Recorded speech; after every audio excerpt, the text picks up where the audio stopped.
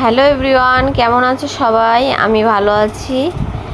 এই দেখো, এখন যাব একটা জায়গায়, ওই জন্য বোন রেডি করিয়ে দিচ্ছে। ওর উপরেই পুরোটা ছেড়ে দিলাম, জানি না আমাকে কেমন সাজাবে। চলো দেখা যাক কেমন সাজিয়েছে। এই যে সাজিয়ে দিল আমাকে, এবার আমি মাথা আঁচড়াচ্ছি। হলুদ কালারের শাড়িটা পরলাম আর লাল ব্লাউজটা। কমেন্টে জানিও কেমন লাগছে। আরও সাজিয়ে দিয়েছে আমাকে, কেমন একটু বলো। আমার কমেন্টগুলো দেখবে কিন্তু। ও খুব খুশি হয়েছে, ওর নাকি খুব পছন্দ হয়েছে সাজানোটা। এবার তুমি বলবে, যে সাজিয়েছে সে বললে তো হয়েই গেল। এই দেখো, এখন যাব আমরা সব। এখানে আছে আমার বোন, মেয়ে, আমি।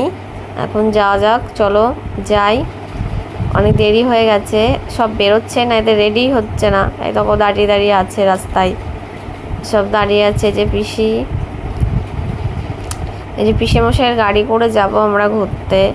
এই যে চাপা চুপো করে, যেখানে দুজন বসে সেখানে চারজন বসে যাচ্ছি। আর এই যে রেলগেটটা আমার হচ্ছে শত্রু। আমি যখনই বাড়ির থেকে বের হই তখনই ও দাঁড়িয়ে থাকে আমার জন্য। হ্যাঁ, তারপরে এই যে বৃষ্টি, আবার বৃষ্টিও শুরু হয়ে গেছে। যেখানে যাবো বলে বের হয়েছি সেখানে কিন্তু যেতে পারিনি, অন্য একটা জায়গায় গিয়েছি। দুটো রেলগেট পার হয়েছি, একটা কালীনারায়ণপুরের আর একটা কোথায় সেটা আমি বলতে পারবো না, ওটা আমার মনে নেই বলতে আমি চিনি না। আর এটা হচ্ছে রানাঘাটের রোড।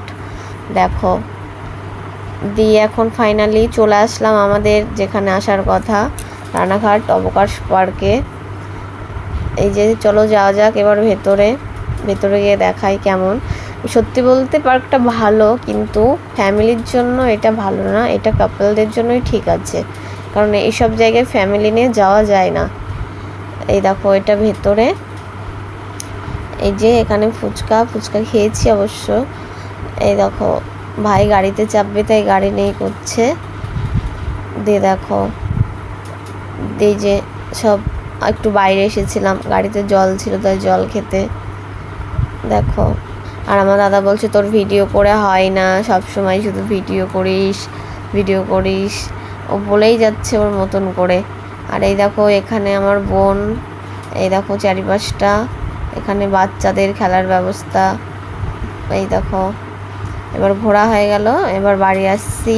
মানে বাড়ি আসার সময় শুধু আকাশটা দেখো, যা দারুণ লাগছে না, আমার সত্যিই খুব ভালো লাগছিল, খুবই সুন্দর লাগছিল আকাশটা, কত সুন্দর।